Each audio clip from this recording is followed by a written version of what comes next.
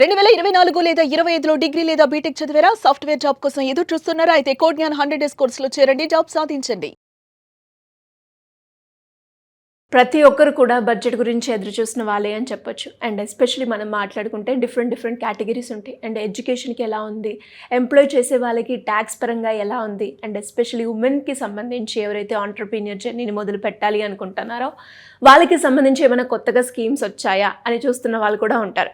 So Lakhpati Didi scheme ఏదైతే ఉందో ఇది మహిళలకి ఎవరైతే ఇండివిజువల్గా నా సొంతంగా ఫైనాన్షియల్గా నేను స్టేబుల్గా ఉండాలి అనుకునే వాళ్ళు చిన్న చిన్న వ్యాపారాలు చేస్తూ ఉంటారు. అలాంటి వాళ్ళకి లోన్ ఇస్తూ ఇంట్రెస్ట్ లేకుండా అని అనౌన్స్ చేయడం జరిగింది. ఇంతకీ ఈ స్కీమ్ ఏంటి, ఇది ఏ రకంగా ఉపయోగపడుతుందంటారు, దీంట్లో ఎవరెవరికి ఎలిజిబిలిటీ ఉండే అవకాశం ఉందంటారు సార్? మహిళల్లో ఆర్థిక భద్రత, అదేవిధంగా ఆర్థిక స్వావలంబన ఈ రెండూ తీసుకొని రావడానికి కేంద్ర ప్రభుత్వం ప్రవేశపెట్టినటువంటి అత్యున్నతమైనటువంటి పథకం దీదీ యోజన స్కీమ్. అంటే ప్రతి ఒక్కరిని కూడా లక్పతిగా తయారు చేయాలనే ఉద్దేశంతో ఈ యొక్క లక్పతి దీదీ యోజన అనేటువంటి పథకాన్ని ప్రవేశపెట్టడం జరిగింది.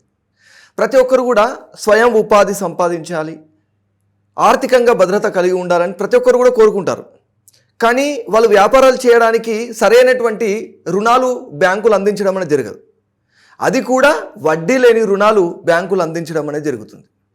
ఈరోజు మగవాళ్ళు సంపాదించేటువంటి సంపాదన ఇంటికి చేరుతుందో లేదో తెలియదు, కానీ మహిళలు సంపాదించే సంపాదన ఖచ్చితంగా ఇంటికి అదేవిధంగా వారి యొక్క పిల్లలకు ఉపయోగపడి తీరుతుంది అనేటువంటి ఉద్దేశంతో వారికి స్వయం ఉపాధి అవకాశాలు, ఆ స్వయం ఉపాధి ఏర్పాటు చేసుకోవడానికి అవసరమైనటువంటి రుణాలు, ఆ రుణాలు కూడా వడ్డీ లేనటువంటి రుణాలని సుమారు 5 లక్షల వరకు కూడా అందించడానికి ఈరోజు ప్రభుత్వం ఒక చక్కని స్కీమ్ తీసుకొచ్చిందండి. దీని ద్వారా వాళ్ళు అంటే ఈ డబ్బులు తీసుకొని కేవలము ఆ డబ్బులను ఉపయోగించుకోవడం కాదు, అంటే వీళ్ళు తీసుకున్నటువంటి రుణాన్ని తిరిగి చెల్లించాలి, కానీ వడ్డీ ఉండదు.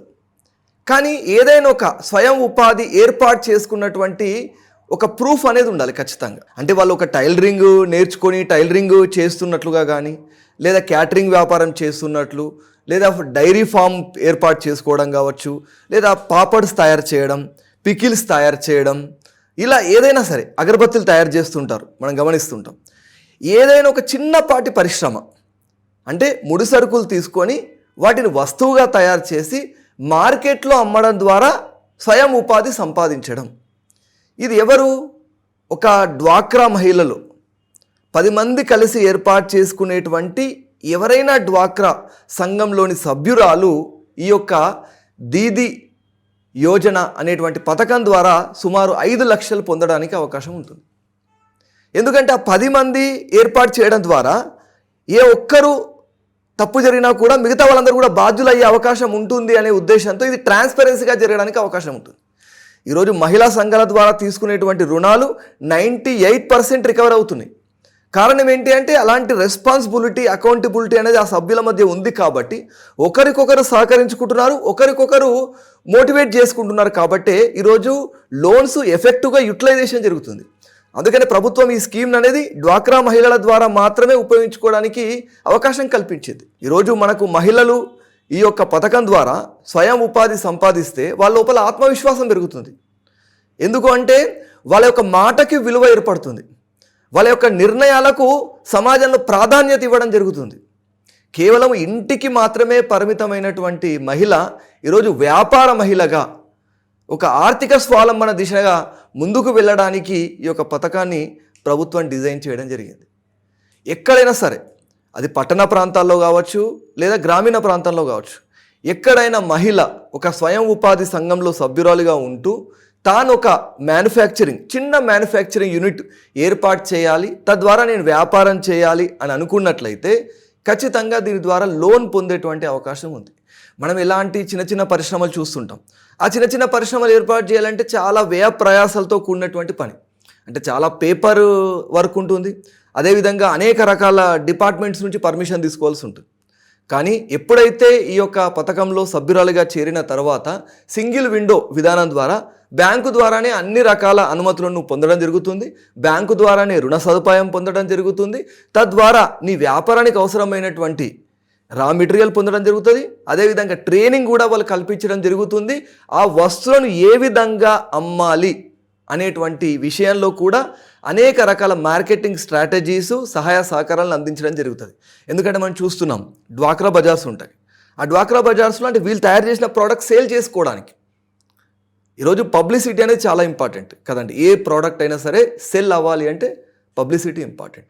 ఆ పబ్లిసిటీ అంతా కూడా ఈరోజు గవర్నమెంట్ డ్వాక్రా బజార్ల ద్వారా తన యొక్క భుజస్కంధాలపై వేసుకొని ఇలాంటి మహిళలందరి యొక్క ఆ ప్రోడక్ట్స్ తయారు చేసినటువంటి ప్రోడక్ట్స్ని సేల్ చేయడం జరుగుతుంది.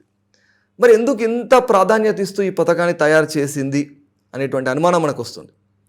మొట్టమొదటి కారణం, ఎప్పుడైతే ఇలాంటి స్వయం ఉపాధి రంగాలకు ప్రభుత్వం ప్రాధాన్యత ఇవ్వడం జరుగుతుందో అప్పుడు నిరుద్యోగం అనేది తగ్గుతుంది, చిన్న చిన్న పరిశ్రమలు పెరగడం జరుగుతుంది. అదేవిధంగా ముఖ్యంగా మహిళల యొక్క ఆర్థిక భద్రత, ఆర్థిక స్వావలంబన పెరిగితే ఆటోమేటిక్గా కుటుంబాల యొక్క ఆర్థిక ప్రగతి అనేది మెరుగుపడుతుంది. కుటుంబాలలో ఉన్నటువంటి పిల్లలు, వాళ్ళ యొక్క అవసరాలు, వాళ్ళ యొక్క చదువులు, వాళ్ళ వైద్యపరమైనటువంటి ఖర్చులు, వాళ్ళు చక్కగా పెరగడానికి, సరైనటువంటి జీవన నైపుణ్యాలు పొందడానికి, సరైనటువంటి కుటుంబ వాతావరణం ఉండటానికి, ఇవన్నిటినీ కూడా ఒక మహిళ కేంద్ర బిందువుగా ఉండేటువంటి ఈ కుటుంబాలలో ఈ పథకం విజయవంతంగా అమలైతే ప్రతి కుటుంబం కూడా చక్కని అవసరాలు తీర్చుకొని, జీవన నైపుణ్యాలు పెంచుకొని వాళ్ళ పిల్లలందరూ కూడా బాగుపడేటువంటి అవకాశం ఉంది, భవిష్యత్ తరం బాగుంటుంది అనేటువంటిది ప్రభుత్వం ముందున్నటువంటి ప్రధానమైనటువంటి ఉద్దేశం. ఇక ఇంకొక విషయం, ఇండైరెక్ట్గా ఇదంతా కూడా మనం ప్రత్యక్షంగా చూస్తున్నాం, పరోక్షంగా చాలా బెనిఫిట్ ఉంటుంది. పరోక్షంగా ఏం జరుగుతుంది, దేశం యొక్క జాతీయోత్పత్తి, జీడిపి అంటాం కదా, జాతీయోత్పత్తి అనేది పెరిగిపోతుంది. ఎప్పుడైతే గ్రామీణ ప్రాంతాల్లో కూడా చిన్న చిన్న పరిశ్రమల ద్వారా ప్రొడక్షన్ అనేది పెరుగుతూ ఉంటుందో పరోక్షంగా దేశానికి జాతీయోత్పత్తి పెరగడం అనేది జరుగుతూ ఉంటుంది. కాబట్టి నిరుద్యోగం తగ్గడము, గ్రామీణ ప్రాంతాల్లో ఆర్థిక శక్తి అనేది బలపడటము, అదేవిధంగా జాతీయోత్పత్తి పెరగడము, ఇవన్నీ రకాలుగా ఆలోచించి ప్రభుత్వం ఈ యొక్క చక్కని పథకాన్ని తీసుకురావడం జరిగింది. కాబట్టి మహిళలందరూ కూడా వడ్డీ లేనటువంటి రుణాన్ని తీసుకొని తద్వారా స్వయం ఉపాధి పొందుతూ చక్కని ఆర్థిక శక్తిగా, మహిళా శక్తిగా తయారవ్వాలనేదే ప్రభుత్వం యొక్క ఉద్దేశం. కాబట్టి దీన్ని యూటిలైజ్ చేసుకోండి. ఖచ్చితంగా మీ యొక్క ఆలోచనలకు ప్రతిరూపం ఇవ్వండి. ప్రభుత్వము, బ్యాంకులు ఈరోజు చక్కని సహాయ సహకారాలని అందించడం జరుగుతుంది. మీకు ఇలాంటి కేంద్ర ప్రభుత్వ, రాష్ట్ర ప్రభుత్వానికి సంబంధించిన పథకాలు ఏ విధంగా ఎన్రోల్మెంట్ చేసుకోవాలి, ఏ విధంగా వాటిని ఉపయోగించుకోవాలి అనే విషయానికి సంబంధించి మీకు ఏమైనా అనుమానాలు ఉన్నట్లయితే స్క్రీన్పై కనిపిస్తున్నటువంటి నంబర్ కాల్ చేసి మీరు నా యొక్క అపాయింట్మెంట్ తీసుకోవచ్చు. Thank you sir, thank you so much.